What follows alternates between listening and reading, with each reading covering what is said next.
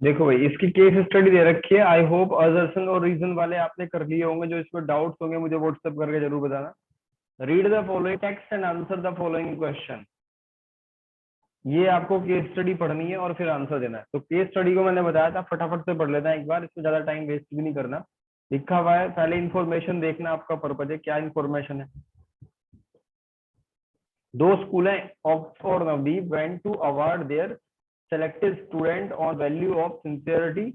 ठीक है, इसमें वो उनको अवार्ड देना चाह रहे हैं। Oxford went to award x rupees y and z rupees each for three respective value 3, 2 and 1। ठीक है। मतलब थर्ड पे जो आएगा उसको तीन, उसको एक्स मिलेगा, जो सेकंड पे होगा उसको वाई, और जो फर्स्ट वाला होगा उसको Z, respectively, with a total award money of 1600. Navdeep wants to spend 2300 to award its 413. ठीक है, student on the respective value by giving the same amount on the three value as before. The total amount of the award for one prize is 900. ठीक है, okay. एक award के लिए 900 रुपए का amount है। तो इसमें बताना है कि x plus y plus z कितना होगा। x plus y plus z कितना होगा। ठीक है, देखो आपको पहले इसको डिकोड करना है।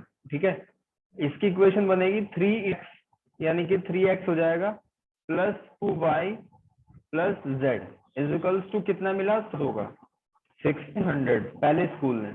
फिर दूसरे ने अगर बात करें तो 4x plus y plus 3z is to 2300।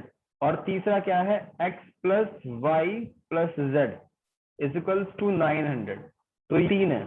अब इनको डिकोड करना है, जैसे आपने डिटरमिनेंट की लास्ट वाली एक्सरसाइज पढ़ी होगी, A x is equals to B में। ठीक है, तो यहाँ से x क्या होगा, x होगा a इनवर्स b। तो यहाँ से अगर हम a की वैल्यू निकालें तो a मैट्रिक्स निकल जाएगा यहाँ से 3, 2, 1, 4, 1, 3, 1, 1, 1। और b की वैल्यू कितनी होगी, b की वैल्यू होगी 1600, 2300 और 900। ठीक है, 1600, 2300 और 900 ऐसा जाएगा। तो x की वैल्यू आ जाएगी यहाँ से x equals to a inverse b। ठीक है, अब इसको कैसे करोगे, वही तरीका है जो आपने पहले सीखा हुआ है। पहले आपको ए इनवर्स की जरूरत है, वो मिल जाएगा, बी के में मल्टीप्लाई मार दो, काम हो जाएगा। तो ए का इनवर्स क्या होगा, ए का इनवर्स होता है एडजॉइंट ए अपॉन डिटर्मिनेंट ए। और एडजॉइंट ए निकालना आपको आता ही है। ठीक है, A11 A12 वो करके, और जो और टर्म्स होते हैं उस पर माइनस, उसका साइन हम चेंज कर देते हैं, अपोजिट कर देते हैं। ठीक है, तो ये करना है। अब रही बात पहले क्वेश्चन की, पहले क्वेश्चन में आपसे ये पूछा था कि भाई हमें बताओ x plus y plus z की वैल्यू कितनी है। तो ये तो वैसे ही देख के पता लग रहा है, 900 है। ठीक है, टोटल प्राइस 900 का। फिर आगे दूसरा क्वेश्चन क्या कह रहा है कि 4x plus y plus 3z बताओ कितना होगा। तो ये तो आप निकाल लोगे ना, क्योंकि x equals to a inverse b जब आप करोगे तो यहाँ से आप x की वैल्यू निकाल दोगे, y की वैल्यू निकाल दोगे और z की वैल्यू निकाल दोगे। तो जैसे ही एक्स वाई जेड आ जाएगा तो यहाँ पुट कर दो x की वैल्यू, यहाँ पुट कर दो y की वैल्यू और यहाँ पुट कर दो z की वैल्यू। ठीक है भाई, x आएगा 200, y आएगा 300, z आएगा 400। ठीक, तो यहाँ पुट करोगे तो बड़ी आसानी से इसका आंसर आ जाएगा, 2300 आएगा कैलकुलेट करके। आगे बढ़ो। y की वैल्यू क्या है, तो ऊपर निकाल चुके हैं हम ऑलरेडी। y की वैल्यू कितनी है, 300। 2x प्लस 3y की वैल्यू में कोई दिक्कत नहीं होगी, y माइनस एक्स की वैल्यू में कोई भी दिक्कत नहीं होगी। तो ये केस स्टडी होगी आपकी खत्म। अब इससे जो प्रीवियस केस स्टडी है उसको देखते हैं। केस स्टडी ये है, इसको यहां से देख लेते हैं। The management committee of residential colony decide to award some of its member x for honesty, some y for helping other and some other z for supervising the worker to keep the colony neat and clean. ठीक है, उनको award दिया जा रहा है साफ सफाई के लिए। The sum of all the awarded is 12। ठीक है, सबका सम कितना है, 12। तो एक्स प्लस वाई वाली जो इक्वेशन है वो बन जाएगी 3 times the sum of awarded for cooperation and supervision added 2 times number of awardees for honesty is 33 the sum of the number of awardees for honesty and supervision is twice the number of awardees for helping. ठीक है, ये हो गया। ये दे रखा है photo. तो सबसे पहले आपको बताना है x plus y plus z की वैल्यू कितनी है, मतलब उन तीनों को टोटल करके कितनी। देखो इसमें कहा तीन कैटेगरी की बात करी गई है। ऑनेस्टी वालों को x मान लिया, हेल्पिंग अदर वालों को y मान लिया, सुपर वालों को z मान लिया। तो यहाँ sum of all awardees, sum of all the awardees 12। तो ये इक्वेशन बनी जाए ऑटोमेटिक। ठीक है, अब तो हाईलाइट कर देता हूँ जो भी पार्ट काम का है। Sum of all the awardees is 12। फिर कहा times the sum of awardees for cooperation and supervision. Cooperation का मतलब हेल्प करना दूसरों की, तो 3y प्लस जेड, और and add 2 times the number of awardee for honesty, 2x is equal to 33। ये बात हुई।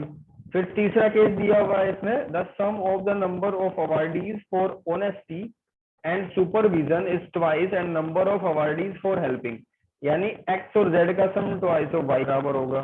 तो यहाँ से तीन इक्वेशन ही। अब इसमें इसको सोल्व करके x y z की वैल्यू निकालना आपका काम है। कैसे निकालोगे? x equals to a inverse b से। 2.6 एक्सरसाइज है मैट्रिक्स की, डिटरमिनेंट की। ठीक है, तो यहाँ से x y और z निकल जाएगा। अब देखो क्वेश्चन सारे ऐसे हो जाएंगे। ये पूछा कि x plus y plus z, तो हमारी जो इक्वेशन फर्स्ट है इसका आंसर तो वही दे रही है, 12 आ गया। ठीक है, फिर सेकंड क्वेश्चन में क्या पूछा? सेकंड में कहा x माइनस 2y, तो इसमें बताओ आपको कोई दिक्कत आएगी? कुछ नहीं आएगी। ठीक है, z की वैल्यू, x प्लस 2y की वैल्यू, सारा अगर उसको डिकोड कर दो तो ये जो अवार्ड्स मिल रहे हैं वो सब कुछ निकल जाएगा इजीली। इसमें से ही आपके एग्जाम में एक टपक जाएगी। फर्स्ट केस स्टडी है, 3 टाइप की केस स्टडी है, वो आपने समझ, थर्ड है। ठीक है, रीड द फॉलोइंग एंड इसके आंसर्स आपको लेने हैं। ठीक है, Manjeet went to donate a rectangular plot of land for school. Manjeet एक समाज सेवी है जो एक प्लॉट देना चाह रहा है गांव के स्कूल को कि बच्चे पढ़ लें। when he was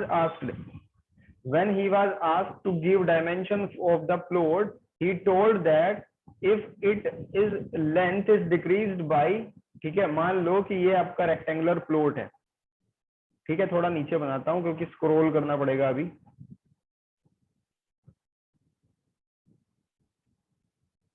ये रेक्टेंगुलर प्लॉट है और इसकी लेंथ x और ब्रेथ y है। क्या लिखा हुआ है कि he told that if it length is decreased by 50, यानी लेंथ में से क्या कर दिया? 50 कम कर दिया, 50 metre. And breadth is increased by, breadth कितनी इंक्रीज हुई? 50। तो एक बार यहाँ, चलो ये तो रेडीमेड है बना बनाया, x और y।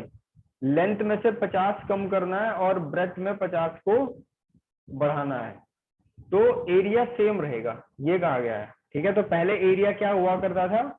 x इंटू वाई, और अब जो एरिया आएगा नया वो आएगा x minus 50 into y plus 50। ठीक है, a is equal to a1, ये दोनों सेम रहेंगे। ये कहा है डिक्रीज, अच्छा रिमेन सेम, बट दूसरा क्या लिखा? If the length is decrease by 10, अगर में से 10 कम कर दिया जाए, लेंथ 10 कम कर दिया जाए, and breadth is decreased by 10, breadth में से 20 को सब कर लिया जाए, तो एरिया विल डिक्रीज बाय 5300। ठीक है, अब एरिया पहले जो एरिया आएगा वो पहले से कम होगा। कितना कम होगा? ये कम होगा 5300, इतना कम होगा। ठीक है, इतना कम होगा। तो क्या करना है इसमें हमें? क्वेश्चन है the equation in terms of x and y. Equation in term of x and y, क्या इक्वेशन होगी एक्स और वाई के टर्म में? तो बड़ी आसान है, जब आप यहाँ पे इनको इक्वल रखोगे तो एक्स वाई वाली टर्म कैंसिल हो जाएगी और एक्स और वाई में आपकी इक्वेशन बन जाएगी इजीली। ठीक है भाई, कुछ इस तरीके से बनेगी, एक्स माइनस वाई 50 होगा और यहाँ से भी एक इक्वेशन बनेगी। फिर नेक्स्ट लिखा which of the following matrix, which of the following is the representation of given matrix. तो इस कंडीशन का क्या, अगर हम मैट्रिक्स के फॉर्म में रिप्रेजेंट करें तो कैसे बन सकता है? ठीक है, इस कंडीशन को कैसे हम मैट्रिक्स की फॉर्म में रिप्रेजेंट कर सकते हैं? तो अगर इक्वेशन बन जाएगी, मान लो ये आपकी इक्वेशन है जो आपने इन दो कंडीशन को सोल्व करके बनाई। ठीक है, तो यहाँ से मैट्रिक्स बनाने में क्या दिक्कत आ रही है? 1 -1 और 2 1, और ये हो जाएगा मल्टीप्लीकेशन में क्या है 50 और 550 और इनटू में क्या है x और y। तो वही कंडीशन बन जाएगी ना ax is equals to b। तो केस स्टडी में क्या नोट करा, मेन चीज क्या है कि आपको इक्वेशन बनानी आनी चाहिए। तो x की वैल्यू निकाल देंगे कैसे करके, a इनवर्स b करके, राइट। तो सेकंड हो जाएगा।